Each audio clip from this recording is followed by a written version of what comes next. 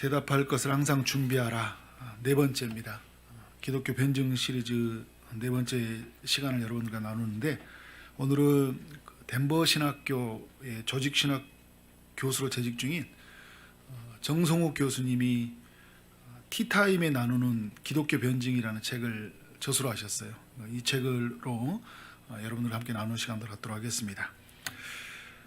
이 정성욱 교수님은 학교와 또 교회에서 또 사람들 속에서 만나면서 기독교에 관한 질문들을 주고받았어요. 그거를 책으로 만들었습니다.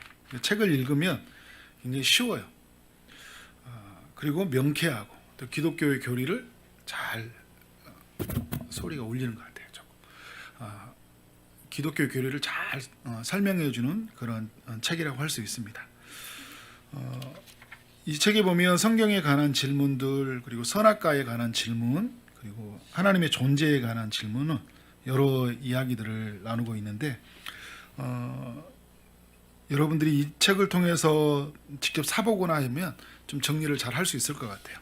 성경이 무엇인가, 내가 읽고 있는 말씀, 내가 매주마다 또 듣고 있는 말씀, 이 성경이 과연 어떤 책인가, 사람들이 우리에게 성경에 관한 질문을 한다면 여러분은 어떻게 대답할 수 있을지에 대해서 정리를 해놓으면 좋을 것 같다는 생각이 들어요.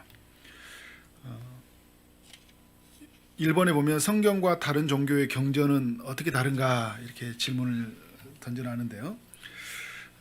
이슬람교의 코란, 불교의 불경, 힌두교의 경전, 이런 게 있죠. 이런 것과 성경은 어떤 차이가 있나, 사람들이 물어볼 수 있잖아요. 다른 것과의 차이가 뭡니까, 성경은? 이제 교수님이 이제 정리한 게 뭐냐면, 성경은 절대자의 말이라는 거예요. 그러니까 하나님이 말이잖아요. 하나님 말씀이라고 그러잖아요. 그런데 경전은 뭐냐면 깨달음이에요. 뭐 어떻게 살아라, 어떻게 해야 된다, 깨달음이죠. 인생에 대한 깨달음, 교훈. 그러니까 성경은 궁극적인 실제 어떤 분의 이야기예요. 하나님에 관한 이야기잖아요. 그런데 경전은 비인격적인 존재예요. 어떤 것이에요. 어떤 것. 그리고 성경은 역사 속에서 실제 일어났던 사건을 이야기합니다. 사건 속에 어떤 교훈을 찾아요. 사건 속에서 하나님의 메시지를 찾습니다. 하나님과의 속에서, 그것은 하나님과 연결되어 있었고, 그것은 하나님의 뜻을 벗어난 일이었거나 하나님의 뜻을 따라 살아갔던 이야기거나, 실제 그 사건을 역사 속에서 이야기를 하는 거죠. 근데 경전은 뭐냐면 상상력에 의해서 창작된 어떤 신화적이고 설화적인 책이에요. 뭔가 교훈을 도출해내기 위해서, 어떻게 살 것인지를 도출해내기 위해서 만들어낸 그런 거라고 할 수 있죠. 그래서 여러분, 성경은 사실에 근거한 메시지예요. 근데 경전은 사실보다 교훈적 메시지에 초점을 두고 있다. 성경은 보면 통일된 주제를 가지고 있어요. 예수 그리스도가 누구인가, 그죠? 예수 그리스도를 통한 구원이 뭔가, 예수 그리스도를 통한 하나님의 나라가 뭔가, 이런 통일된 주제를 가지고 있는데, 그 성경이 기록된 그 시기를 보면 1600년 정도의 시간이 걸렸거든요. 40명의 저자가 1600년 동안 기록을 했는데, 이러한 주제를 같이 하나로 연결을 한다는 거예요.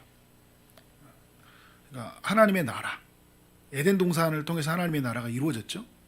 창세기 1장 28절에서도 하나님의 나라가 들어가 있어요. 생육하고 번성하고 땅에 충만하라, 땅을 다스리라. 이 이야기 속에 보면 나라의 3요소, 땅, 백성, 주권, 이 모든 요소가 다 들어가 있죠. 땅을 정복하라, 그리고 생육하고 번성하라, 사람에 관한 이야기고, 다스리라는 어떤 주권적인 영역의 측면이 있잖아요. 그러니까 나라의 이야기를 알려주고 있고, 그것은 에덴 동산에부터 하나님 나라가 시작이 되었죠. 근데 인간이 이 에덴 동산에서 죄를 범함으로 말미암아 하나님 나라에 쫓겨났어요. 그래서 이제는 어디 나라에 우리는 살게 됩니까? 사단이 주관하는 나라, 사단의 나라에 사는 거잖아요. 지금 여러분, 세상 나라는 사단이 주관하는 나라잖아요. 이 세상 속에 하나님의 나라가 임한 거예요. 임해서 우리는 그 안에 들어가 있고, 사람들은 어디에 있습니까? 세상 나라에 있는 거죠. 사단의 나라 안에서. 근데 이게 구약과 신약에서 이러한 주제를 계속 드러내고 있고 1600년 동안 40명의 제자는 이러한 주제를 만들어가고 있다는 거예요. 그게 예수 그리스도를 중심으로 해서 이런 이야기들이 이루어져 있다는 것을 보게 됩니다. 또 성경을 보면 약속과 성취에 관한 책이죠. 하나님이 약속해 주신 것을 성취해 가는 이야기. 그러니까 구약에서도 보면은 별과 같은 자손을 아브라함에게 주겠다. 그 약속을 어떻게 합니까? 성취하죠. 그리고 노아 때로 올라가도 여기를 다 홍수로 심판하겠다. 하나님이 약속하셨고 그것을 성취하셨어요. 그리고 가나안 땅에 별과 같은 자손으로 들어올 것이다라는 것들을 또 성취하셨고, 또 구약에서 어떤 메시지를 주고 있습니까? 베들레헴에서 예수 그리스도가 탄생할 것이다. 미가서 5장에서 이야기를 하고 있고, 또 이사야에서는 고난받는 종으로 올 것이다. 또 구약의 거의 제사, 절기, 또 선지자들의 메시지 속에서 예수 그리스도가 오셔서 하나님 나라를 이룰 것이고 구원받을 것이다 라는 메시지가 어떻게 됐어요? 구약에 담겨 있잖아요. 근데 그게 어떻게 됐습니까? 성취가 되었어요. 그 약속과 성취, 하나님의 그 언약의 어떤 성취, 이런 어떤 이야기들이 통일된 주제를 가지고 있다는 거예요. 이 이야기는 뭐냐면 성경이야말로 이것은 하나님의 말씀이다 라는 권위가 있다는 거예요. 어떤 책이 이렇게 통일된 메시지를 주고 있고 어떤 책이 이렇게 실제 사건과 또 하나님의 이해한 것으로 시작이 되어지고 마무리되는 책이 있냐는 거예요. 성경의 권위, 성경이 하나님의 말씀으로서 충족된다. 이것을 우리에게 증거해주고 있어요.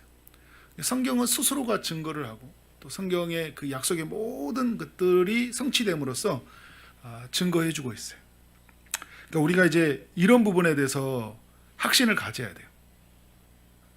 성경이 하나님의 말씀이라는 확신을 갖게 되면 여러분 이 성경을 대할 때 굉장한 그 권위를 느끼게 돼요.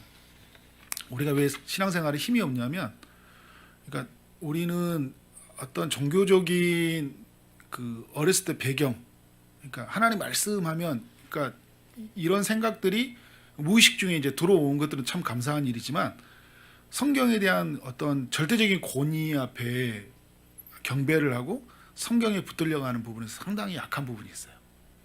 그러니까 그 종교 안에는 삶, 그러니까 이런 것들이 그 문화에 젖어 있어서 그런 줄 알고 있지, 실제적으로 하나님 말씀이 살아있고 운동력이 있어서 그 하나님 말씀의 그 권위에 압도가 되고 그 말씀 앞에 무릎을 꿇고 그 말씀을 귀하게 여기고 살아가는 면에서 우리 부분이 많이 약해 있다는 것을 보게 되잖아요.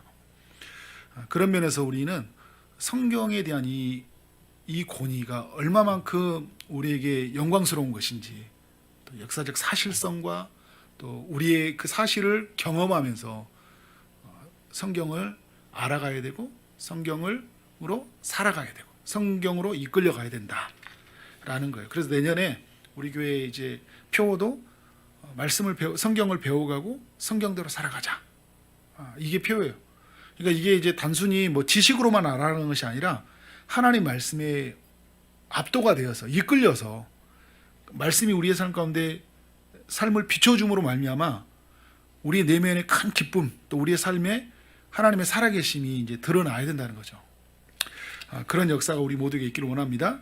자, 하나님이 그럼 오늘 그 인격적인 존재라고 한다면 그 인격적인 존재라고 이야기했잖아요. 성경과 다른 경전의 차이라고 말할 때, 그러면 그분이 어떻게 스스로 어떤 존재인지를 드러내야 되잖아요. 인격적인 존재이니까 어떤 분이잖아요. 어떤 것이 아니라면 어떤 분이라면 그분이 우리의 삶 가운데 드러나야 되는 거 아니에요. 성경 속에 있는 하나님이 우리 가운데 존재함으로 나타나야 되는 거 아니냐. 이게 이번의 질문이에요. 하나님이 어떤 존재인지, 어떤 성품을 가지고 있는지, 어떤 계획을 가지고 있는지를 성경을 통해 드러내셨거든요. 성경에서 이걸 이야기해주고 있어요. 그러면 그 하나님이 우리에게 어떤 것을 드러내야 되는 거 아니에요, 그죠? 근데 하나님이 만물 속에서 자기 자신을 계시하시잖아요. 이걸 이제 뭐라고 하냐면 하나님이 스스로를 보여주는 것을 이제 계시라고 하거든요. 기독교에서 계시. 그러니까 10개, 그다음에 보일시, 하나님이 열어서 보인다는 거잖아요. 하나님이 누구인지를. 그러니까 모든 만물 속에서 자기 자신이 누구인지를 드러내셨어요. 로마서 1장에 보면 그 이야기를 하고 있어요. 이거를 일반 계시라고 이야기해요. 특별 계시는 뭐냐면 하나님의 특별한 사건을 통해서 하나님이 자기 자신을 드러내시죠. 그리고 성경을 통해서 하나님은 누구인지를 드러내셨어요. 그러니까 하나님이 드러내 보이셨다는 거예요. 근데 하나님이 드러내신다 할 때 이 하나님이 어떻게 합니까? 우리는 이 성경을 통해서 하나님을 만나야 돼. 근데 우리가 하나님을 못 만나는 건 뭐예요? 우리가 하나님의 왜 관계가 특별한 관계가 형성이 되어 있지 않기 때문에. 하나님이 아버지고 우리가 자녀로서의 관계가 형성이 되어 있지 않기 때문에 하나님을 보지 못하고 하나님과 소리를 듣지 못하고 하나님과 인격적 교제가 없는 거잖아요. 그래서 어떻게 우리가 하나님의 특별한 관계가 될 수 있는 거예요? 예수님을 믿음으로 말미암아. 예수님을 믿음으로 말미암아 우리는 하나님의 자녀가 되고 그의 백성이 되는 거예요. 근데 예수님을 믿는 사람들에게 하나님이 뭘 부어주십니까? 성령을 부어주시죠. 하나님의 성령을 부어주니까 우리는 어떻게 됩니까? 하나님을 믿음으로 보는 거예요. 믿음으로 주의 음성을 듣는 거예요. 이게 여러분 복음의 신비잖아요. 그래서 어떻게 됩니까? 어떤 것이 아니라 어떤 분과 우리는 인격적 교제를 나누는 거예요. 여러분 기독교는 인격적 교제를 나누는 거예요. 살아계신 그분과 함께 살고 그분과 함께 대화하고 그분의 호흡을 느끼고 그분의 살아계심을 실제적으로 경험하는 거예요. 여러분 이게 기독교죠. 우리가 어떤 깨달음과 알을 가지고 사는 게 아니에요. 그러니까 어떤 막 문구를 적어놔 가지고 이 문구를 보고 우리가 막 되게 좋아하잖아요. 그러니까 카톡에다도 프로필에다 적어놓고 다 한단 말이에요. 이게 나쁜 건 아니에요. 근데 여러분 그런 문구 하나로 우리가 살아가는 종교가 아니라니까요. 이건 일반 종교에서 다 하는 거예요. 우리는 뭐예요? 우리와 실제 하신 하나님과 사는 거예요. 함께 그분과 교제하는 거. 그러니까 뭘 써놓은 걸 보면서 그분을 알아가는 그걸 쓰지 말라는 게 아니에요. 내 안에 계신 주님과 함께 교제하는 거예요. 그러니까 주님이 뭐라는 거야? 야, 나 여기 있어라는 거예요. 나 너와 함께 있어. 나 너에게 지금 말하고 있다는 거죠. 성령을 통해서. 근데 하나님이 누구인지를 다 알 수가 없으니까 그 수단을 뭘 주신 거예요? 성경을 주신 거잖아요.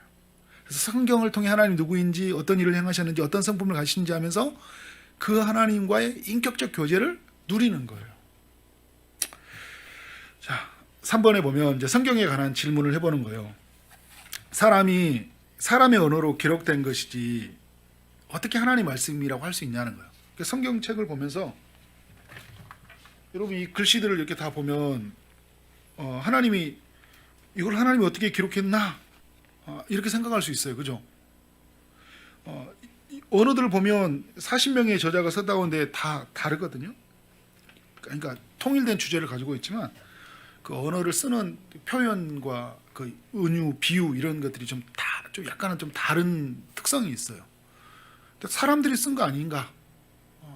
그러니까 통일성이 있다면 좀 뭔가 이것도 이렇게 어떤 그 일관된 어떤 그런 것들이 아닌가 이렇게 생각할 수 있어요.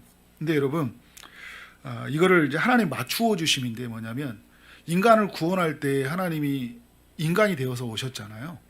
그러니까 인간에게 하나님의 뜻을 알려주기 위해서 어떻게 하는 거예요? 인간의 언어로 맞추어 주신 거예요. 자, 하나님이 인간을 말하도록 만드는 존재잖아요. 그러니까 하나님의 형상대로 되었다는 것은 인간이 말을 하거든요. 자, 하나님이 세상을 만드실 때 어떻게 했어요? 가라사대 이르시되 하면서 세상을 만들었죠. 그러면서 인간에 만드실 때 인간으로 하여금 뭡니까? 말하도록 만드신 거예요. 근데 말을 주셨고 언어를 주셔서 소통하게 하시고 이제 살아가게 하셨잖아요. 근데 여러분 하나님이 말씀을 준다고 할 때 그러면 최고의 말을 만드시고 언어를 만드신 분이라면 최고의 언어를 아주 멋진 말로 다 정리해가지고 그냥 그대로 전해주면 되잖아요. 근데 인간의 언어로 그 언어의 뜻을 막 자꾸 설명해주고 비유로 알려주고 막 예수님 오시면 그 언어를 자꾸 이렇게 우리 인간에 맞추어 주잖아요. 그러니까 이거를 신학적으로 뭐라냐면 하나님의 적응, 하나님의 조종이라고 그래요. 하나님이 인간에게 맞추어 주셨다는 이야기를 하는 거예요. 맞추어 주셔서 어떻게 하는 겁니까? 인간으로 하여금 하나님이 누구인지 알게 하신 거예요. 그래서 존 칼빈은 뭐라고 했냐면 이거는 성경은 어떤 의미에서 유아어이다. 그러니까 베이비 토크라고 해요. 그러니까 아이들을 향한 언어다 이야기를 하는 거예요. 하나님이 어떻게 된 거예요? 우리 인간에 맞추어서 인간의 알아들을 수 있는 그 언어로 성경을 기록하게 하신 거예요. 그래서 여러분, 사람의 언어로 기록되었다는 것이 어떻게 하나님 말씀에 권위 있다는 것은 하나님이 사람의 언어를 통해서 인간과 교제하기를 원하셨다는 거예요. 하나님 말씀하기를 원하셨다는 거예요. 그런 면에서 우리가 이해를 해야 되고요. 4번에 보면 그러면 인간은 하나님의 말을 듣고 받아써서 성경을 기록한 것인가? 이제 이런 이야기를 할 수 있는 거예요. 자, 하나님이 사랑하는 누구야? 내가 지금 이렇게 말할 테니까 받아 적어봐. 이렇게 했냐는 거예요. 근데 이런 내용이 있긴 있어요, 여러분. 그 에레미야 같은 경우에는 하나님이 어떤 말을 일러주니까 그 말을 가지고 그대로 전해줘요. 두루마기의 책을 써가지고. 근데 그러면 성경 전체가 지금 썼던 이야기들이 하나님이 이렇게 일러줘갖고 알려준 것이냐라는 거예요. 그걸 여러분이 동력적 영감이라고 하는, 그러니까 기계적 영감이라고 하는데, 기계적이라는 게 뭐냐면 받아 썼다는 거예요. 근데 또 동력적 영감이라는 이야기가 있어요. 그 이야기는 뭐냐면 저자가 자기의 상상력으로 다 쓴 거예요. 하나님이 이럴 것이다. 하나님이 이런 것이다. 여러분, 우리가 믿는 건 그건 아니에요. 우리는 뭘 믿냐면 유기적인 영감을 믿어요. 그러니까 영감이라는 건 뭐냐면 하나님이 성경을 기록하는 과정에서 실수나 과실이 없이 하나님이 감독하셨다는 거예요. 그래서 오늘 읽었던 말씀에 모든 성경은 하나님의 감동으로 되었다고 하잖아요. 그러니까 그것은 하나님이 인간을 사용하실 때 어떤 실수나 가실이 없이 그 성령의 감동으로 말미암아 하나님의 말씀을 영감을 주셔서 기록하게 하셨어요. 그런데 기계적으로 적지 않고 자기 스스로 뜻으로 생각하지 않고 유기적으로 하셨다. 이 말은 뭐냐면 하나님이 100%의 자신의 뜻을 계시했고 인간이 100% 참여했다는 거예요. 자, 예수님이 100% 하나님이면서 100% 인간이잖아요. 그러면 그런 것처럼 하나님이 그 뜻을 전할 때는 100%의 하나님의 뜻으로 자기 자신을 드러내셨고, 그리고 인간도 100%를 참여해서 하나님의 말씀을 로 기록하게 하신 거예요. 그래서 저자들이 막 목동도 있고 뭐 어부도 있고 다 이런 사람들이 있잖아요. 이제 이런 사람들이 말을 할 때 그들의 언어와 그들의 어떤 언어 습관 이런 것들을 다 사용하셔요. 그런데 그 사용하시는데 그들이 썼을 때 하나님의 뜻이 거기에 완벽하게 드러냈다는 거예요. 그러니까 단어와 거기에 어떤 가지고 있는 문자 이런 모든 것을 위해서 하나님의 뜻이 완전하게 드러났다. 그래서 우리가 성경을 볼 때 성경의 단어들을 이렇게 하나하나를 보면서 굉장히 뭐 단어에 막 쪼개고 분석하잖아요. 우리의 가지고 있는 한글 성경으로 이 성경을 다 알기는 어려움이 있어요. 이 성경이 어떻게 적어졌나요? 히브리어로 적어졌죠. 구약은 그죠? 그리고 신약은 헬라어로 적어졌어요. 그러니까 구약과 신약의 히브리어와 헬라어 속에서 하나님이 처음 하나님이 주신 말씀이니까 그죠? 거기에 뜻에 그 속에서 하나님이 누구인지를 그대로 드러내셨다는 거예요. 그런 면에서 우리는 어떻게 돼요? 성경을 깊이 있게 관찰하고 그리고 그 당시의 문화적 배경, 역사적 배경, 문맥적 여러 가지 배경을 살펴서 성령의 인도하심을 받아서 하나님의 뜻을 해석을 할 필요가 있죠. 그러니까 인간이 받아 쓴 것이 아니라 하나님이 감독하셨는데 인간의 기질을 사용하신 거예요. 문화를 사용하셔서 하나님의 뜻을 완전하게 드러내셨다. 라는 것을 여러분들이 이해하시면 되겠어요. 자, 5번에 보면 성경과 다른 종교와의 그러면 공통점은 없는가? 이 C.S. 루이스가 순전한 기독교에서 뭐라고 하냐면 도덕적인 면에서 최소한의 공통 기반이 존재한다 이야기예요. 그러니까 다른 종교도 도덕적인 이야기를 하잖아요. 착하게 살아라, 거짓말하지 말아라, 그죠? 도둑질하지 말라. 이런 다른 종교에서도 이야기하는 거죠. 그러니까 다른 종교와는 그런 어떤 공통 기반이 있다는 거예요. 다른 경전에서도 대부분의 이야기는 이 도덕적인 삶에 대한 교훈이니까 성경에서도 말하는 과 어떤 면에서는 그런 면이 비슷한 면이 있어요. 그러나 하나님을 알아가고 구원을 이룬 데 있어서는 전혀 다른 길을 가고 있는 거잖아요. 그렇죠? 자, 이렇게 우리가 여러분 성경을 정리해 볼 수 있고, 저는 이제 앞으로 요 성경을 좀 더 많이 이야기하려고 그래요. 이제 앞으로 이제 뭐 재직 세미나도 그렇고 송구 영신 예배도 그렇고 내년에 성경을 배워가고 성경을 알아간다 할 때 오늘 나눴던 이야기를 정말 잘 이해할 수 있도록, 잘 정리할 수 있도록, 성경이 무엇인지 이 부분을 잘 정리할 수 있도록 여러분들과 함께 좀 나눠보려고 합니다. 좀 모르는 것은 그때 가서 이야기를 하고, 또 사람들이 이렇게 질문해 올 때 여러 사람들과 대화를 나눠보면서 성경이 무엇이냐 그냥 피하지 말고 열띠게 나눠보세요. 내가 알고 있는 성경이 어느 정도까지인지를 우리 안에서 같이 나눠보면 돼요. 그냥 맹목적으로 믿는 게 아니라 그럼 우리는 성경이 어떻게 이루어졌는지, 오늘도 여러분 이런 이야기 할 때 충분히 질문할 수 있는 거잖아요. 이게 어떻게 하나님의 말씀이라고 할 수 있지? 우리가 여러분 성경을 써놓고 이걸 믿는다고 할 수 있는 거잖아요. 하나님 계시다 하면서 내가 써놓고 하나님 계시다 써놓고 믿는다 그러면 사람들이 아니 네가 써놓고 니들이 믿는다고 하면 그거 어떻게 우리가 믿는 거야 그러잖아요. 그러면 이게 어디에 권위가 있어야 되는 거예요? 하나님 말씀으로서 권위가 있어야 되는 거예요. 권위가 없는 사실에서는 사람들이 보면 자기들끼리 그냥 믿는 것들 정리해서, 그죠? 믿고 싶은 걸 다 믿고 알리고 싶은 걸 다 알려서 자기들끼리 믿고 나아간다 이렇게 할 수도 있잖아요. 여러분 이게 또 정리가 안 되니까 우리가 말씀에 대한 확신도 이 기독교인들 안에서 많이 없다니까요. 그런 면에서 우리는 성경에 대해서 이 성경의 우수성, 그리고 성경이 하나님의 말씀이라는 확실성에 대해서 분명히 알고 정리하고 또 나눌 수 있어야 된다. 자, 우리 지난번에 이제 나눴던 이야기인데 이 정성욱 교수님이 이 이야기를 또 꺼내더라고요. 선악과 문제를 꺼냈습니다. 하나님이 선악과를 만들지 않았다면 아담과 하와가 죄를 짓지 않았을 것이고, 그렇다면 이 세상에 사망과 저주가 들어오지 않았을 것이다. 이런 질문을 하죠.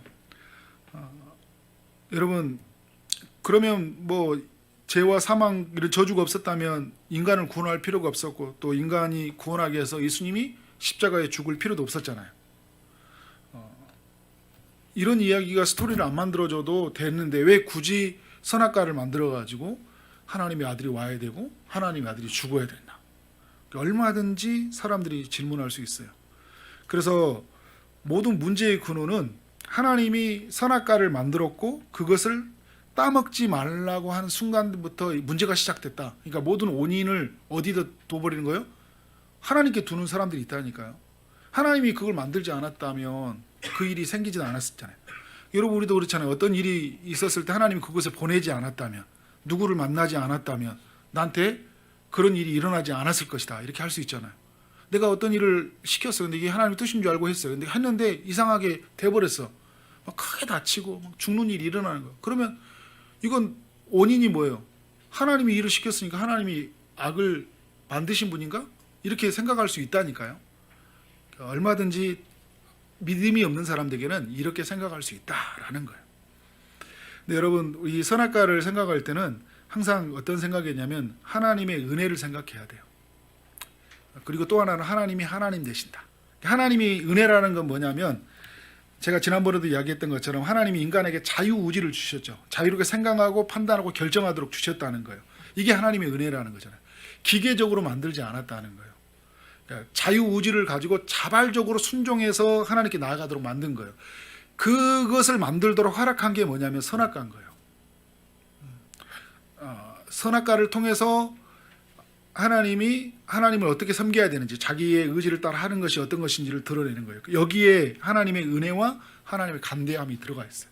그리고 선악과 이전에도 보면 하나님이 복을 주시잖아요. 생육하고 번성하게 땅에 충만하라. 하나님은 복을 주시는 분이라니까요. 에덴 동산에 있는 것을 다 먹으라 이야기하잖아요. 그러나 단 한 가지 선악은 알게 하는 나무는 먹지 말아라 이야기하면서 너희가 자유롭게 모든 걸 판단하고 먹지만 그 자유에 대해서는 책임지라 이야기하는 거잖아요. 그죠? 여기에는 하나님의 은혜가 있는 거예요. 하나님의 간대함이 있는 거예요. 그러나 선악과 속에는 뭐가 담겨 있어요? 하나님과 인간은 다르다라는 거예요. 어떻게 달라요? 하나님은 창조주이고 창조주로서 하나님 인간에게 명령하는 존재이고, 인간은 피조물로서 그 창조주의 명령을 따르는 거예요. 이 선악과는 그거에 있어서 굉장히 중요한 기준이 되는 거예요. 먹지 말라고 한 것은 어떻게 된 거예요? 먹지 않아야 되는 거예요. 우리가 여러분 피조물은 이 창조주한테 어떻게 됩니까? 하라고 한 것은 해야 되고 하지 말라고 한 것은 하지 않아야 되잖아요. 이게 이 선악과 속에 그 하나님과 우리의 관계가 무엇인지를 그대로 드러내고 있는 거예요. 그러니까 그런 관계가 드러나 있고 또 하나님의 어떻게 있습니까? 하나님의 성품이 들어가 있는 거잖아요. 거기에 하나님의 은혜가 있는 거예요. 하지 말라고 하는 거죠. 그리고 자발적 순종의 의미가 다 담겨 있다. 그런데 어떻게 했습니까? 인간이 그런 의지를 가지고 그 자발적으로 순종해야 될 것을 자기 욕망을 채우기 위해서, 그죠? 그 욕구를 이기지 못하고 하나님 뜻에 불순종하고 말하잖아요. 그리고 하나님의 권위에 저항하는 거예요. 그래서 7번에 이제 질문과 답이 있습니다. 아담의 죄가 또 에덴 동산에서 쫓겨날 만큼 심각한 것인가? 라는 거예요. 아니, 선악과를 따먹을 수 있어요. 근데 왜 선악과를 따먹었다고 그런 엄청난 그 시련을 줘야 되냐는 거예요. 여러분, 아담과 하와가 에덴 동산에 쫓겨났죠. 그리고 그 후손까지 어떻게 됩니까? 다 죄와 사망, 죄 아래 있게 있고 죽음 아래 있고 그 질병 아래 있고 모든 고통을 다 받게 했잖아요. 뭐 해산하는 수고, 땀 흘리는 노동, 그의 어떤 그 삶의 저주들, 하나님과 끊어지는 것, 이런 엄청난 고통을 다 겪어야 되는데 그거 하나 때문에 엄청난 고통을 겪어야 되냐? 여러분, 우리 살다 보면 그렇잖아요. 우리도 막 너무 많은 일들을 다 했어. 근데 뭐 하나 좀 실수했다고 그거 가지고 완전히 다 쫓겨날 만큼 이렇게 나쁜 거냐는 거예요. 에덴 동산 잘 지키고 관리하고 다 했어요. 근데 선악과 하나 따먹었다고 하나님이 그렇게 하셔야 되냐는 거예요. 근데 여러분, 아까도 이야기했던 거지만 이 선악과는 하나님이 누구이고 인간이 어떤 것인지를 알려주는, 규명하는 중요한 거예요. 그래서 이 정성욱 교수님 뭐라고 하냐면 이건 헌법과 같은 거라는 거예요. 가장 일종의 헌법과 같은 거라는 거예요. 무슨 말이에요? 하나님이 하라는 것을 하지 않는 것, 이것은 하나님의 권위에 대한 불복종이고 어떻게 된 거예요? 하나님의 통치자에 대한 반역이라는 거예요. 그래서 어떻게 됩니까? 이것은 용서받을 수 없는 죄라는 거죠. 그리고 여러분, 여기서 이 선악과를 따먹는 과정 속에서도 반역이라는 게 드러나죠. 뭐예요? 하나님처럼 되고자 하기 위해서 어떻게 한다는 거야? 선악과를 따먹잖아요. 사단이 유혹했을 때 먹으면 뭐예요? 너는 하나님처럼 될 것이다. 에덴 동산의 주인이 바뀐다는 거예요. 삶의 결정은 이제 누구의, 나는 하나님의 간섭에 의해서, 하나님의 통치에 의해서 내가 이래라 저래라 한 게 아니라 내가 어떻게 한다는 거예요? 모든 통치권을 갖겠다는 거예요. 여러분, 신약에 보면 그런 비유가 있죠. 포도 농부의 그가 어떻게 해요? 품꾼들을 불러가지고 관리하게 했어요. 그래서 다시 돌아오겠다고 했는데 어떻게 했습니까?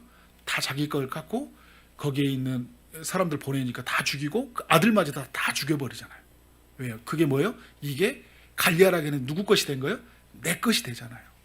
그 주권에 대해서 어떻게 되는 거예요? 찬탈해버려요. 주인의 것에 대해서 반역해버리잖아요. 이게 여러분 선악과 사건과 같은 거예요. 그러니까 하나님을 반역했다. 하나님처럼 되고자 했다. 그래서 이 불순종은 하나님 어떻게 된 거예요? 그래서 이들에게 죽음이 찾아왔고 저주가 찾아왔다. 이렇게 정리를 하시면 되겠죠. 이해되셨죠? 알고 있었는데 또 여러분 말하는 거예요. 그죠? 하나님이 그러면 계시다는 것을 어떻게 증명할 수 있냐? 사람들이 물어봐야죠. 지난주에도 제가 여러분들 나눴던 얘기. 하나님 계시면, 하나님이 그러면 계시다. 뭐 인격적인 존재다. 뭐 선악과 이야기 다 좋다. 그러면 하나님이 진짜 계시냐는 거예요. 어떻게 알 수 있냐는 거예요. 이 안셀름부터 시작해서 이게 초대 교회로부터 시작해서 계속적으로 논증이 뭐냐면 하나님이 계시냐는 그 신존재에 대한 어떤 증명을 계속적으로 막 그 학자들 안에서 막 지식인들 막 수많은 막 우상 숭배자들도 있고 막 무신론자들도 계속 신을 존재해 봐라. 하나님 살아있는 존재를 증명해 봐라. 엄청난 막 이론을 펼쳤어요. 막 이론을 저항을 하고. 그래서 뭐 대표적인 논증이 뭐냐면 뭐 존재론적인 증명, 뭐 목적론적인 증명, 뭐 우주론적인 증명 이런 이야기가 있어요. 간단히 이야기한다면 존재론적인 증명은 뭐냐면 이 세상에 존재하는 것은 하나님보다 더 위대한 존재가 없다는 거예요. 그래서 하나님은 존재할 수밖에 없다. 이제 이렇게 말을 해요. 그래서 하나님은 살아계시다. 그러니까 이렇게 존재론적인 증명이 간단하게 말하면 뭐 복잡하게 이야기하는데 이제 그래서 하나님은 존재한다고 하고 목적론적인 증명이 뭐냐면 모든 만물의 그 질서와 이 아름다움 이 우주 만물 그리고 인간의 이 모든 아름다움, 이 생태계 아름다움은 뭐냐면 이 배후에 설계자가 있다는 점. 설계자가 있는데 그 설계자는 어떤 목적을 가지고 이 모든 것을 만들었다는 거야. 이게 목적론적인 논증이에요. 우주론적인 증명이 뭐냐면 이 세상의 만물은 다 원인을 가지고 있는데 그 원인 최초의 원인자가 하나님이시다. 이게 우주론적인 논증이에요. 근데 여러분 제가 이 이야기를 하려고 하는 게 아니라 막 이런 엄청난 사람들의 막 그 신을 존재를 증명하기 위해서 그 많은 학자들이 토마스 아퀴나스, 뭐 윌리엄 팔리 막 이런 사람들이 엄청난 막 이론들을 펼치고 막 증명을 해요. 무신론자들하고도 이야기를 하고 다 나갑니다. 그러나 정성훈 교수님이 말하는 게 참 도전이 됐어. 뭐냐면 하나님의 존재를 우리가 다 증명할 수 없다는 거예요. 피조물이 어떻게 하나님의 존재를 증명할 수 있겠어요? 그러니까 하나님은 존재를 우리가 증명해서 하나님을 믿는 게 아니라 하나님은 그 증명의 대상이 아니라 믿음의 대상이라는 거예요. 히브리서 11장이 말하는 것처럼 믿음은 바라는 것들이 실상이요 보이지 않는 것들이 증거니라는 것처럼 하나님을 우리가 여러분 계속해서 우리가 그렇게 증명해서 하나님을 믿는다면 하나님 못 믿잖아요. 그죠? 근데 어느 순간 어떻게 돼요? 하나님이 살아계시다는 것을 믿어지면 그 모든 것이 다 인정이 돼요. 그러니까 우리가 알고 나서 믿어진 게 아니라 믿으니까 어떻게 된 거예요? 알게 된다 이야기를 하잖아요. 이게 기독교 신비예요. 근데 사람들이 이제 이게 무신론자들 주변에 보면 계속적으로 신을 탐구하는 사람들이 있거든요. 근데 끝까지 가면 신을 알지를 못해요. 근데 그에게 하나님의 은혜가 임하면 어떻게 됩니까? 신이 살아있다는 걸 알게 된다는 거죠. 그러니까 우리의 호기심으로는 다 담을 수 없는. 왜냐하면 피조물이잖아요. 어떻게 우리를 만드신 하나님을 어떻게 다 우리의 지식 안에 테두리에 다 담을 수 있겠어요? 그러니까 저는 예전에 그 어떤 분이 말해준 이야기가 굉장히 공감이 많이 돼요. 그러니까 우리가 아는 이 지식의 세계가 이 온이라 한다면 우리 이만큼 아는데 다 안다고 생각하지만 이 온 밖에 있는 세상과 하나님을 어떻게 알아요? 모르잖아요. 그죠? 우린 증명할 수 없는 한계가 있어요. 그러니까 그분을 믿음으로 바라봐야 된다. 그러면 이제 또 이런 질문이 생기죠. 하나님의 존재를 그런데 하나님이 아까 제가 말했던 거죠. 하나님은 이 세상 만물에 자기 자신을 드러내셨다고 하잖아요. 하나님의 존재가 어떤 게 하나님의 인격적 존재라고 하는데 그러면 나는 그러면 그래도 하나님 보고 싶다. 존재를 그래도 내 눈으로 보고 싶다. 모세는 봤다고 하지 않았냐. 그죠? 그의 음성을 들었다고 하는 사람들인데 어떻게 할 수 있냐라는 거예요. 그러나 여러분 우리가 알아야 할 게 뭐냐면 우리가 하나님은 눈으로 볼 수 있게끔 이게 다 증명할 수 없다는 거예요. 우리의 눈으로 볼 수. 온 우주를 만드신 하나님을 우리가 어떻게 볼 수 있어요? 우리가 우주를 볼 수 있는 눈이 우리의 시선의 각도가 한계가 있는데 그죠? 끝을 볼 수 있는 눈의 시력이 한계가 있는데 우주를 이렇게 만들고 역사를 그 처음과 끝을 이렇게 한 눈으로 보고 계시는 하나님을 우리가 어떻게 하나님을 볼 수 있냐는 거예요. 그러니까 모세도 하나님을 볼 수 없었죠. 그죠? 그의 등을 봤잖아요. 그 등을 봤다는 것도 하나님의 어떤 실체와 있는 게 아니라 하나님을 다 담을 수 없는 인간의 한계가 있는 거예요. 그러면 이제 하나님을 보지 못한다면 하나님이 계시다는 것을 어떻게 알 수 있냐 또 이렇게 물어볼 수 있는 거예요. 그 정성욱 교수님이 이제 그런 표현을 쓰더라고요. 불신자와 신자와의 어떤 접촉점이 있는데 어떤 접촉점이 있냐면 우리도 같이 같은 그 공감하는 게 있다는 거예요. 절대자에 대한 갈망이 있다는 거예요. 이거를 이제 칼빈이 말할 때 우리 안에 종교의 씨앗이 있다는 거잖아요. 그리고 파스칼도 그러잖아요. 우리 인간 안에 뭔가 채워지지 않은 그 갈망, 욕구가 있다는 거잖아요. 그러니까 뭐 여행을 가고 멍을 먹고 다 한다고 쉰다고 해서 어떻게 된 거예요? 우리 안에 이 갈망이 사라지지 않잖아요. 채워지지 않잖아요. 이건 절대자의 갈망, 종교의 씨앗이라고 이야기해요. 이거는 믿는 사람, 믿지 않는 사람 다 가지고 있어요. 그러니까 여러분 공허하다라는 예침을 하는 거잖아요. 그리고 인간에게는 뭘 가지고 있냐면 한계가 있어요. 한계. 모두가 같이 공감하는 거예요. 한계가 있어요. 그리고 죽음에 대한 두려움이 있어요. 그 한계, 그리고 죽음에 대한 두려움, 그리고 영원히 살고 싶은 갈망이 있어요. 그래서 여러분 전도서 3장에 보면 우리에게 그 영혼을 사모하는 마음을 주셨다고 하잖아요. 영원한 세계를 사모하는 마음이 누구에게나 있다니까요. 그러니까 안 믿는 사람 무신론주의자들도요. 이야기하면 그 죽으면 아우 좋은 데로 갔어요. 그리고 그 죽으면 멸절되는 것이 아니라 영원한 세계가 있다는 뭔가의 그 갈망이 있어요. 요구하는 소리가 있다는 거예요. 그리고 우리는 그 영혼에 살고 싶은 우리가 느끼지 못하는 그런 갈망, 욕구들이 있어요. 또 하나는 뭐냐면 도덕적인 삶에 대한 갈망이 있어요. 로마서에 보면 하나님이 그 양심을 주셨다고 이야기하시잖아요. 그러니까 우리는 하나님을 떠났지만 우리가 하나님의 법을 완전히 다 알 수는 없지만 하나님이 이 우주 세계를 지키기 위해서, 질서로 보존하시기 위해서 인간에게 양심의 법을 주셨잖아요. 그래서 어떤 최소한의 범위를 넘지 않잖아요. 죽이는 것이 나쁜 것인지 다 알아요. 거짓말이 나쁜 것인지 다 알고 있죠. 사기가 나쁜 것인지 알고 있고 그것을 막도록 법을 제도화시켜주고 지켜가잖아요. 그러니까 이게 어디서 나온 거예요? 도덕적인 갈망에서 나온 거거든요. 이게 신자와 불신자와 사이에서 가지고 있는 것이다. 그런데 여러분, 이것은 뭐냐면, 이 갈망이 있다는 건 뭐냐면 신이 우리 가운데서 존재한다라는 거예요. 신이 존재한데 신이 만나지 않으면, 하나님 만나지 않으면 이 갈망으로부터 결코 채워질 수 없고 이 갈망으로부터 우리는 결코 이해될 수 없는 이런 우리의 상태에 이르게 되잖아요.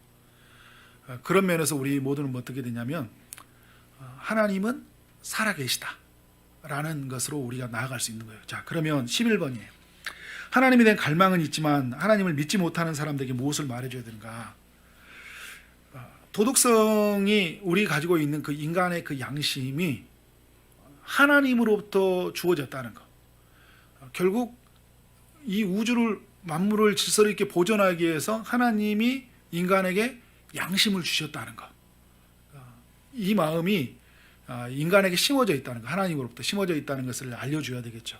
또 하나는 뭐냐면 우리의 갈망은 그 죽음의 두려움들, 영혼에 살고 싶은 마음들, 그 한계를 뛰어넘는 것들, 절대자의 갈망은 하나님을 만날 때에만, 하나님의 아들 예수 그리스도를 만날 때에만 이 갈망으로부터 우리는 자유로울 수 있고 이 갈망으로부터 우리는 충족될 수 있다, 채워질 수 있다는 것을 어떻게 될까요? 알려줘야 되겠죠. 무엇보다 우리가 하나님과의 관계가 뭘로 멀어졌습니까? 죄 때문에 그렇잖아요. 그러니까 에덴 동산에 죄가 찾아왔어요. 죄를 범함으로 우리는 하나님과 관계가 단절이 되었어요. 다시 우리가 하나님을 만나고 하나님을 보고 하나님과 영원히 교제하며 살기 위해서는 이 죄의 문제로부터 해방되어져야 되는 거예요. 그러니까 당신의 삶에서 정말 하나님의 이 갈망을 채우고 당신의 삶이 완전한 삶으로 나아가고 그 당신의 삶의 그 영원한 만족을 이루기 위해서는 이 죄의 문제를 해결하기 위해 오신 하나님의 아들 예수님을 만나야 됩니다라는 거예요. 그래서 당신 예수를 믿어야 되는 겁니다. 이렇게 우리가 예치해야 된다는 것이죠. 이제 오늘 여러분 이 말씀을 기억하면서 우리 모두가 하나님께 기도하며 나가기를 원하는데요. 우리가 믿는 하나님, 우리에게 그 믿음에 이르도록 주시는 성경, 또 우리가 있는 수많은 그런 질문들, 이런 모든 것들이 어떻게 돼요? 우리가 믿는 하나님이 그 성경을 통하여 우리에게 말씀하여 주시고 우리에게 해결책을 허락하여 주시고 또 우리로 하여금 어떻게 합니까? 궁극적인 그런 갈증으로부터 채워짐, 또 우리의 가지고 있는 모든 질문으로부터의 하나님 주시는 답, 그리고 그로부터 찾아오는 그 자유를 우리가 누릴 수 있게 된다는 것이죠. 그런 면에서 우리 믿음의 백성들이, 하나님의 사람들이 정말 하나님을 믿고 그의 말씀을 온전히 믿음으로 우리 가운데 허락되어진 그 모든 것들을 온전히 누려가길 원합니다. 그래서 이것이 내 안에서 정리가 되어지고 이것이 믿음으로 되어짐으로 말미암아 그래서 우리 안에서 풍성함이 경험되어지고 또 우리에게 수없이 많은 사람들이 네가 믿는 하나님이 누구이냐, 내가 영원히 사는 것은 무엇이냐, 이 갈증으로부터 벗어나는 것이 무엇이냐 질문할 때 우리가 믿는 하나님만이, 그의 말씀만이 당신의 삶을 자유하게 할 수 있습니다 라고 증거하는 여러분 삶 되기를 원합니다.